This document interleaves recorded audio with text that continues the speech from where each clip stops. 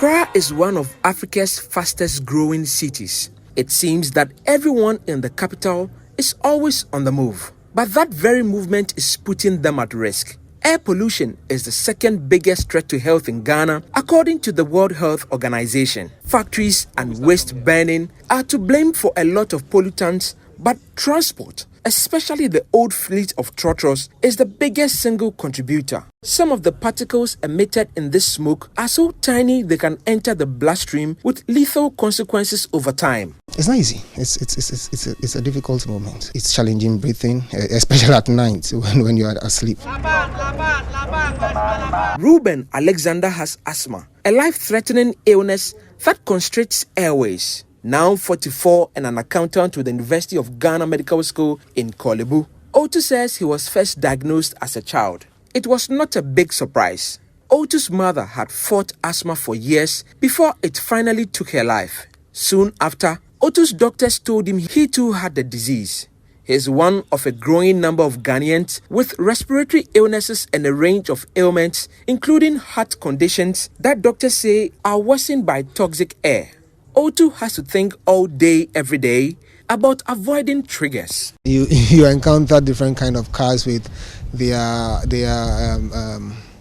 smoke from their exhaust pipes, very bad, and they are not the best.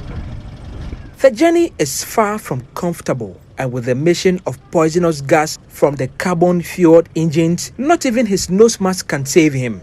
Protect myself from the dust in the system, the dust in the weather conditions in around here. It would help me to at least have a clean breath of air. So that's why I normally put on my nose mask. And especially when I use the trotro and stuff, people might come in with all sorts of perfumes in which might not be that best for me.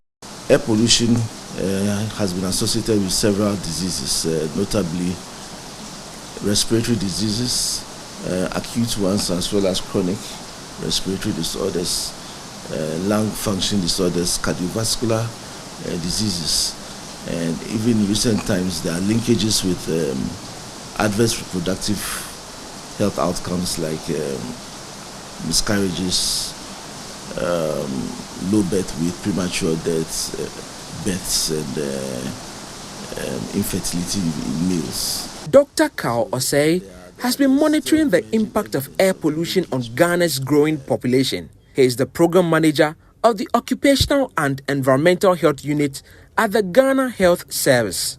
He says the effects of dirty air are far-reaching for many groups of Ghanaians. We know that the children, usually are more vulnerable because their lungs are not well developed, and they stay closer to the ground where you have some of these pollutants in higher concentration. So they are more vulnerable, as well as the aged, the elderly, who are also not able to handle the effects of this air pollution, as well as the strong adults. Then also you can talk about those who have pre-existing chronic lung diseases, chronic obstructive lung diseases. These are exacerbated when they are exposed to air pollution. The WHO says that 99% of the world's population is breathing polluted air. Children and the elderly are most at risk when exposed to these pollutants, and UNICEF is concerned, especially for children in Ghana. If you look at pregnant women, it has an impact on them, on the developing baby in the womb, on when the babies are born. They may have low birth weight, some die, children have pneumonia. So even 50% of children who die from pneumonia, it is from air pollution. Dr. Emmanuel Chemanten Amor is a health specialist with UNICEF. He explains the strong link between air pollution and infant mortality in Ghana. Children are a group of people who are developing, so their ability to withstand harmful things is lower than the adult. Again, children breathe in more air at any given time than an adult. So if for an adult in a minute you are breathing about 20 times or 18 times, a child will go higher than that. So imagine if there are harmful things in the air that you are breathing, then because the child is taking in more air or more of that harmful substance, that child is going to be impacted. And they develop the diseases faster. I mentioned that when we talk about children, especially those under 5, pneumonia and asthma, they can get this just from air pollution. The WHO estimates 28,000 people died prematurely every year in Ghana as a result of air pollution. Poor air quality is mainly caused by cooking, using wood and charcoal, road transport, slash and burn methods of farming, open waste burning, energy generation, accidental fires and industry. The good news is that there are things people can do to reduce their exposure. Dr. Osei says the easiest is to wear a good nose mask. Within the limitations of some of these protective equipment like the respirators, the N95, at least you can reduce the black carbon and then other particulate emissions. And I think by doing that, we can also minimize our exposure. Experts also recommend reducing exposure to traffic and waste burning as much as possible. But Dr. Osei says the real changes will come when government passes laws to regulate emissions and enforces them. We should also check the emissions from the exhaust.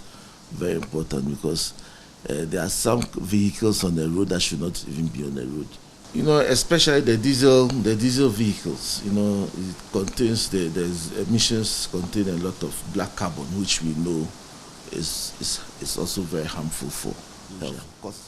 For us, for example, we would be interested in seeing how exposure to schools, school children. You know, you're moving around heavy traffic. The planning and the location of some of our infrastructure, has to be regulated. UNICEF's Dr. Chromantin Amoa says tackling the transport sector can greatly improve the air quality crisis. And also, if we can look at public transportation and improve it, and look at other ways like rail line in the cities. According to the Clean Air Fund, Accra could raise over $28 million in 2024 alone by implementing clean air measures.